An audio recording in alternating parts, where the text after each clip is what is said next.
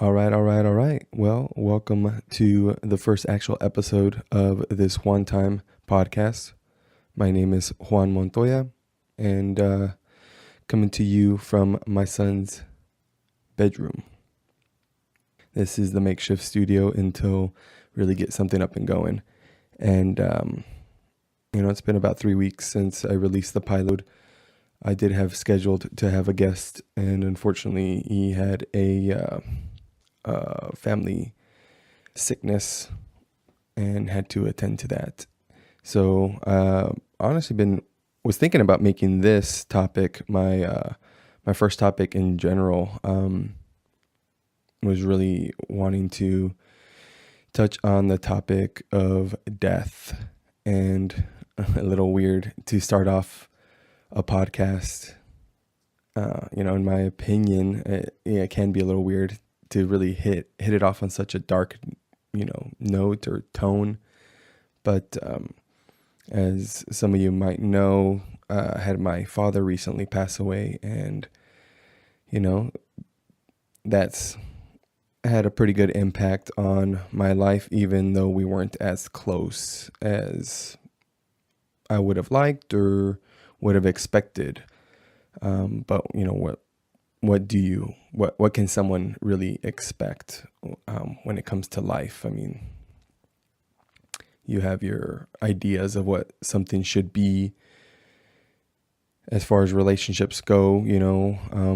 We take in plenty of entertainment that kind of gives us certain expectations, and we think that something's wrong when our life doesn't reflect on what we see and is portrayed to us. So was really thinking that this would have been one of my first topics. So again, might be a little silly. That seems to be a dark topic to really touch on, but it's also, like I said, working as maybe some therapy and voicing a lot of these thoughts and just putting them out there, and hopefully somebody can see that somebody else has these same thoughts, and can maybe find some comfort in just knowing that someone feels the same way they do, or maybe seeing it from a new perspective. And then, people can share with me their perspective and allow me to see it from a different point of view as well. But I guess let's just go ahead and get into it. And where do we even start?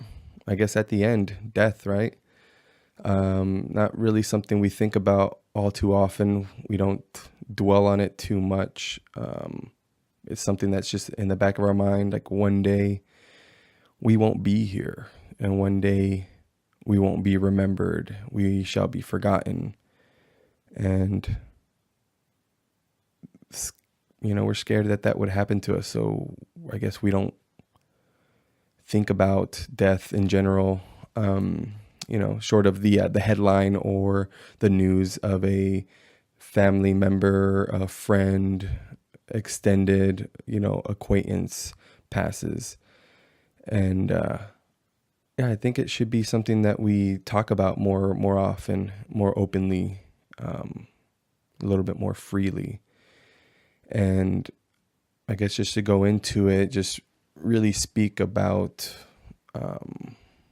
the way I have felt about the whole situation with my father's own passing. So, to kind of be blunt and straightforward, when I heard he was in the hospital again, I did say, wow, maybe if he were just to pass, it would be easier on us, just because he had lived such a rough and stubborn life these last few years, and he was in and out of the hospital a handful of times within the last 2 years, and more so that it would have been easier on my mom, because while they separated 10 years ago, she took it upon herself to still look after him and be the crutch that he used. And, she my hat's off to her. She is so strong and such a kind person that, she knew no other way to do it than to be there for him. And, when you live your life with someone for, 40 years, even though you were divorced, I mean, that they were such a big part of your life. And my mom was still there for him. So when I got that news that he was there again, and as bad as he was, I did have that thought. And it brings me much guilt, of course. But it's just the reality. I'm not going to shy away from the fact that I did have that thought. And ultimately, I was able to make it down to the hospital and see him while he was still on life support, and share a couple words with him as he laid there taking his final breaths. And he felt a bit abandoned by us. He was living in Mexico, just on the other side of the border, and it wasn't going well there for him. And we begged him to, move back to the States where he had family and actual friends, not people that would take advantage of him. And he just would not listen. He wanted to do as he wished, and, give himself whatever freedom he felt he had from just being down there. And, obviously my father was born in Mexico. He immigrated here when he was 15, 16 years old, and then became naturalized 10 or 15 years later. So that was his home in a sense. I mean, that's where he came from. And so maybe he felt more comfortable being around a place where Spanish was spoken more frequently, and the type of people that he grew up with, and, he would consider his people. But it did not go well for him down there.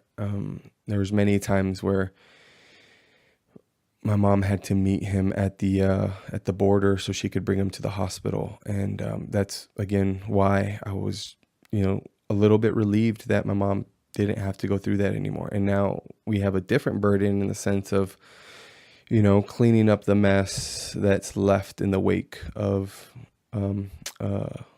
someone's passing. And that's been tough. Done a handful of fundraisers that I've been very thankful that a lot of friends and family and, the little community back home in Welton and Yuma has really come and stepped up for us in such short notice. And they've been a huge help with expenses, and nothing short of amazing. But no matter how distant I was, or me and my father had grown apart, and I mean, we kind of always were. He was a unique individual in the sense of, how he handled himself, how he communicated. And, one of the things I've been working on in my own relationship is my communication, because I didn't have the ideal role model for someone to show me so I could learn, from seeing. And we didn't have talks. So there wasn't, anything there to really benefit me, so I could learn. So that's something that I'm having to battle with now and looking to correct. So we were quite distant, and I might have talked to him, once every 2 months, unless he would come up and visit and stay for a bit while he, was able to see his grandchildren. But other than that, we did not speak. I did not know his phone number. It just changed too often, and he always knew mine, but it wasn't something that he would do where he would, call me and ask me how I'm doing or text me. It just was not something that he was known for. What he was known for was, being an extremely hard worker, a workaholic, a lot of people would say. he provided for my family, and for that I'll be forever grateful. Knowing now that we grew up pretty below um, medium income, and but growing up, I didn't know. We had food, we had plenty of presents during Christmas, and we took one or two vacations a year. So he still managed to make it a happy home in that sense. But other than that, I mean, there was no deeper connection, which is, if I can take anything away from his passing, is that I would not want my son or my daughter to feel the way I feel about my passing, the way I feel about his passing. It's definitely been tough. I obviously lost a father, but I mean, when I needed advice from a male figure, it was not him that I relied on, that I leaned on, and it does bring me some pain to acknowledge that and to verbalize it. I've always thought it, but it's one thing to verbalize it, and now throwing it up everywhere at this point. But that's one thing that I can take from this, is that I'm going to work my ass off to make sure that this feeling is not passed down to my own. And I know maybe my brother and my sister have a different relationship, or had a different relationship. For sure, my sister, my father had spent a lot of time with her, lived with her, and so their connection was definitely on a different level than ours. And I'm glad that he had that, at least with one of the one of his children. And my heart really sinks to know how hurt my sister is with his passing. But just the news of his passing, it almost couldn't have came at a worse time, because 2 months before that, my mother-in-law passed, quite similarly. I mean, once they hit the hospital, like all the same, signatures kind of came down the line that they were being diagnosed with, and that was another huge blow. I mean, I saw her and spoke with her way more often than I did my father, and my mother-in-law was a really loving and just giving person, and she meant a lot to a lot of people, and she touched many lives. I think her and my wife would speak 2-3 times a day, sometimes even up to 5.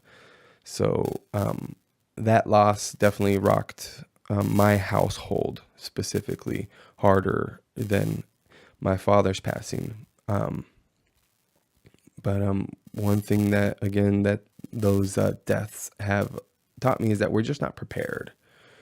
We're just not prepared to deal with death. We're not prepared financially, emotionally, just structurally. It's a curveball. I mean, it's an inevitability, and yet we're so ill-equipped to deal with it, that I really feel like it's something that we should all take some time to really set up your avenues. Make sure we have a will, a living will. Life insurance, that's huge. We really got screwed on both of these deaths with no life insurance, relatively to no life insurance. And my father had none. Just how stubborn my dad was. He had his car insurance and his life insurance lumped in, and he wasn't satisfied with how they were handling a car insurance claim, so he canceled everything a handful of months before he passed. So he had no life insurance. So we got to make sure we have that. You have that covered, but you have to have a plan, or else it's not hard enough for your family to have to deal with a loss and losing a person, a loved one, but then you have to deal with cleaning up everything else. Of course, the financial burden, that's huge. In a day and age where we're all living paycheck to paycheck, an extra $20 for a lot of people, for a lot of us will, will cause us undue stress. So be prepared. That's one of the main points I can take from this is be prepared and, do our best to be there for your loved ones, the other people being affected by this death. And everybody's going to mourn their own way. Everybody's going to feel like they can get over it faster than someone else, or someone, will dwell on it for longer. And we can't criticize people for that, because that's just, everybody's different on how they deal with things. And whether you think someone moves on too fast or sooner than you would, we can't judge them for that. We all deal with hurt in our own way. And as long as we just extend, a hand and say, hey, I'm here for you as long as you need whatever you need, that is more than enough for the communication. We don't have to have answers. If anything, the more you learn, the more questions you come across. I experience it in my line of work all the time. People come in with a question or an idea of what they're wanting, and then I give them a lot of new info, and sometimes they can leave more confused, unfortunately. But I'm there to give information and pass on the knowledge I know about what I do. So, as you learn things, you realize that there's so many other things that you do not know. So you can't think that we have all the answers to anything.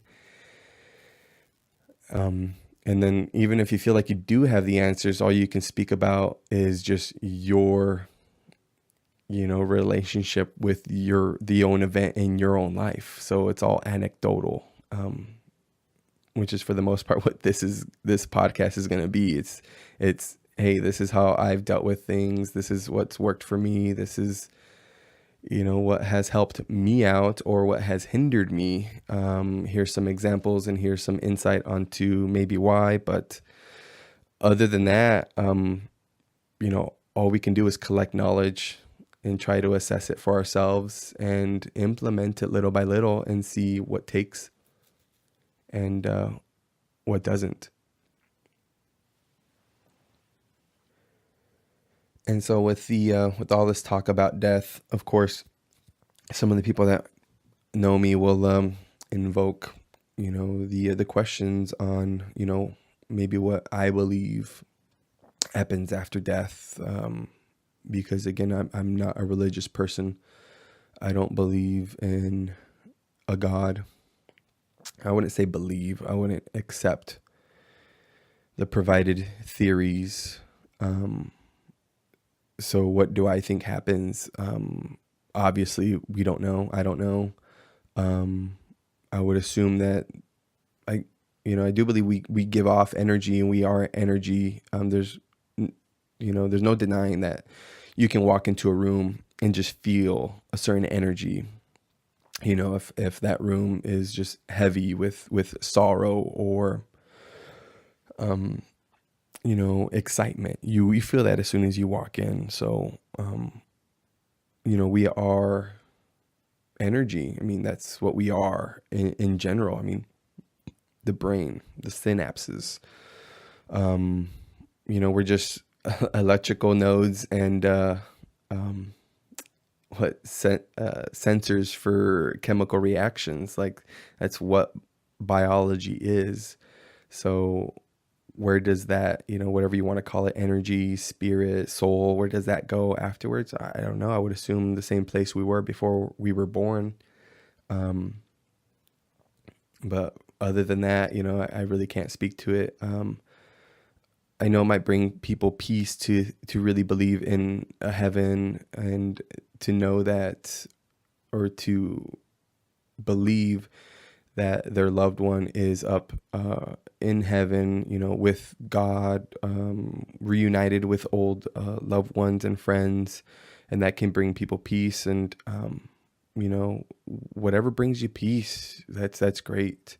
I don't really believe that that's the case for me, so that isn't something that I like look forward to or lean on to bring me, um, happiness with their passing.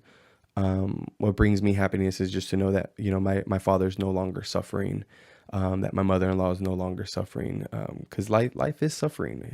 It really is. I mean, there's beautiful moments, but ultimately, life is tough. It's very hard, and just to know that I was able to, have them in my life for my life, as long as, I got with them, and that I was able to learn from them. They taught me and, just molded me, because every interaction we have molds you, a little bit, to become who I am. I'm thankful for that. So, it just brings me peace to know that they're now at peace. And yeah, there's really no more to that in my mind, at the moment. And now the only other thing I can do is try to slow down, my time from arriving sooner at my own hand, as far as, making unhealthy decisions, which is why, I've become as, health oriented as I possibly can at the moment. I follow a certain diet, but I don't consider it a diet in the sense of the normal diet. It's just what and how I eat now and going forward. So I'm exercising a lot more. I'm reading certain material to really up my knowledge on just, trying to be healthier and, just trying to be smarter too. Really challenging the mind, because I think Alzheimer's might run on my mom's side of the family. So I need to make sure that my mind stays sharp, because that's also obviously a big part of remaining healthy. So I'm just trying to keep death off me as much as I can, to be there for my kids and my family and friends, because I wouldn't want my children to lose me, by the time they're 30, just like I just lost my father. My wife just lost her mother. There's plenty of ways to get past, those years and still live a long, healthy, fun, meaningful life.